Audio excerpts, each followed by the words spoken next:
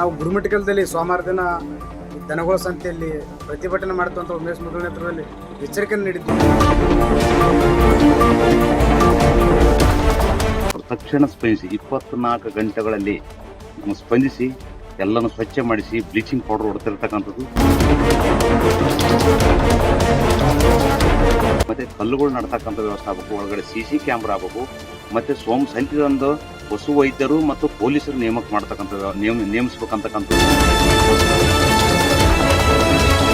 ಎಲ್ಲ ಕೆಲಸ ಅಪ್ಡೇಟ್ 24 ಗಂಟೆ ಒಳಗೆ ಪೂರ ಸ್ವಚ್ಛ ಮಾಡಿ ಬ್ಲೀಚಿಂಗ್ ಪೌಡರ್ ಹೊಡೆದಿರ್ತಕ್ಕಂಥದ್ದು. ಇದು ನಮ್ಮ ಒಳ್ಳೆ ಬೆಳವಣಿಗೆ, ನಮ್ಮ ಹೋರಾಟಕ್ಕೆ ಸಿಕ್ಕಂಥ ಜಯ.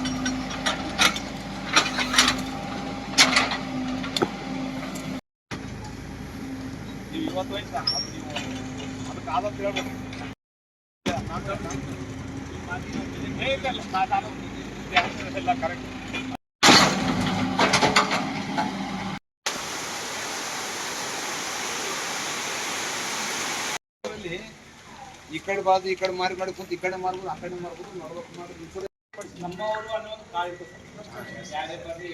ಇವರು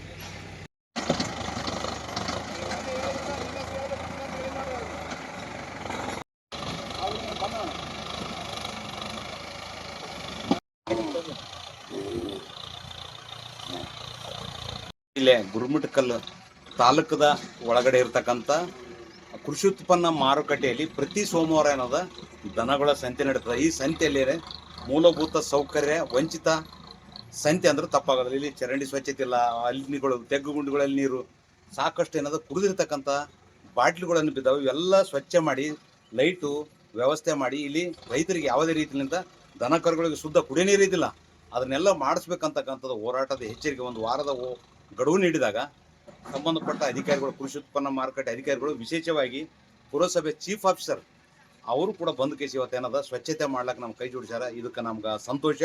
ನಮ್ಮ ಹೋರಾಟಕ್ಕೆ ಸ್ಪಂದಿಸಿರ್ತಕ್ಕಂಥ ಪುರಸಭೆ ಚೀಫ್ ಆಫೀಸರ್ ಶರಣಪ್ಪ ಅವರಾಗಿರ್ಬೋದು, ಕೃಷಿ ಉತ್ಪನ್ನ ಮಾರುಕಟ್ಟೆ ಸಿಬ್ಬಂದಿಗಳಾಗಿರ್ಬೋದು, ಸ್ವಚ್ಛತೆಗೆ ಮುಂದಾಗಿರ್ತಕ್ಕಂಥದ್ದು ನಮ್ಮ ಹೋರಾಟಕ್ಕೆ ಸಿಕ್ಕಂಥ ಜಯ. ಅದರಲ್ಲಿ ವಿಶೇಷವಾಗಿ ಅಧಿಕಾರಿಗಳಿಗೆ, ನಮ್ಮ ಹೋರಾಟಕ್ಕೆ ಸ್ಪಂದಿಸಿರ್ತಕ್ಕಂಥ ಅಧಿಕಾರಿಗಳಿಗೆ ಎಲ್ಲರಿಗೂ ನಾನು ಇವತ್ತು ರೈತರ ಪರವಾಗಿ ನಾನು ಧನ್ಯವಾದ ಹೇಳಕ್ಕೆ ಇಷ್ಟಪಡ್ತೀನಿ.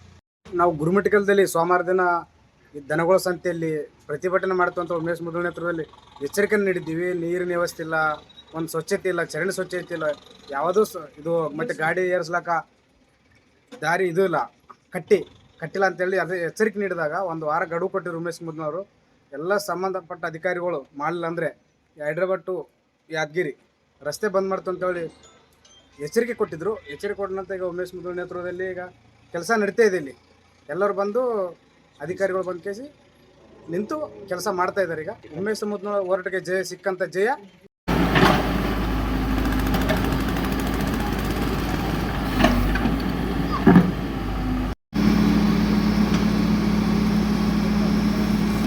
లేకుంటే బిడ్డలు లేకుంటే మంచి క్లీన్ లేకుంటారు అనేది అర్థం కాదు. ఇప్పుడు అర్థం అందరు మంచి లేకుంటారు.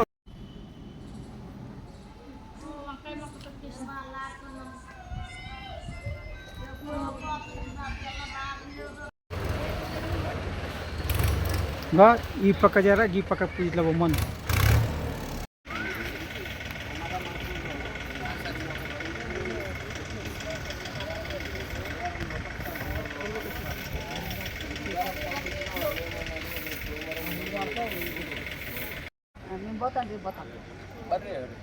ಆಯ್ತು ಸರ್ ಒಂದು ಚೆಕ್ ಆಯ್ತು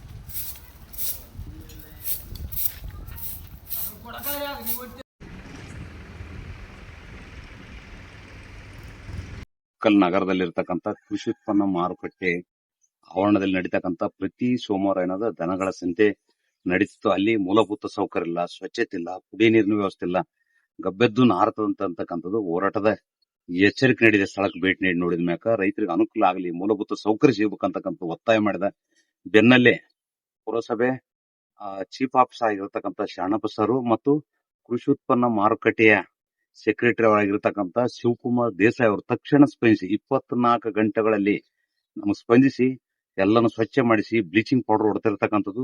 ನನ್ನ ಹೋರಾಟಕ್ಕೆ ಸ್ಪಂದಿಸಿರತ್ತ ಅವರಿಗೆ ನಾವು ಧನ್ಯವಾದ ಹೇಳಕ್ ಇಷ್ಟಪಡ್ತೀವಿ. ಅದ್ರ ಜೊತೆಗೆ ಏನದಂದ್ರೆ ಇವಾಗ ಅಷ್ಟು ಮಾಡಿದ್ರೆ ಸಾಲದು, ಮುಂದೆ ರ್ಯಾಂಪಿಂಗ್ ಆಗ್ಬೇಕು, ಮತ್ತೆ ಕಲ್ಲುಗಳು ನಡ್ತಕ್ಕಂಥ ವ್ಯವಸ್ಥೆ ಆಗ್ಬೇಕು, ಒಳಗಡೆ ಸಿಸಿ ಕ್ಯಾಮ್ರಾ ಆಗ್ಬೇಕು, ಮತ್ತೆ ಸಂತಿದಂದು ಪಶು ವೈದ್ಯರು ಮತ್ತು ಪೊಲೀಸರು ನೇಮಕ ಮಾಡ್ತಕ್ಕಂಥ ನೇಮಿಸಬೇಕಂತಕ್ಕಂಥದ್ದು ನಮ್ಮ ಮನವಿ ಅದ. ಅದರ ಜೊತೆಗೆ ಏನದಂದ್ರೆ ಅದು ಇರತಕ್ಕಂಥ ಏರಿಯಾದಲ್ಲಿ ಕೆಲವರು ಭಿಕ್ಷಕರು ಏನದಂದ್ರೆ ಅಲ್ಲಿ ಬಂದು ಕೇಸಿ ವಾಸ ಮಾಡಿ ಅಸ್ವಚ್ಛತೆ ಮತ್ತೆ ಪ್ಲಾಸ್ಟಿಕ್ ಕುಡಿದು ಬಾಟ್ಲಿ ಹಾಕ್ತಕ್ಕಂಥ ವ್ಯವಸ್ಥೆ ಅಲ್ಲಿ ಕಂಡು ಬರ್ತಿದ್ದು. ತಕ್ಷಣ ಅವ್ರನ್ನ ಈಗಾಗಲೇ ಪೊಲೀಸ್ ಇಲಾಖೆ ಗಮನಕ್ಕೆ ತಂದು 108 ಗಾಡಿ ಅಲ್ಲಿ ಹೋಗಿ ಸ್ಪಾಟ್ಗೆ ಹೋಗಿ ಅವರಿಗೆ 2 ದಿವಸ ಗಡುವು ಕೊಟ್ರ ಅವ್ರನ್ನ ಅಲ್ಲಿಂದ ಸ್ಥಳಾಂತರ ಮಾಡಿ ಪರ್ಯಾಯ ವ್ಯವಸ್ಥೆ ಮಾಡಬೇಕು.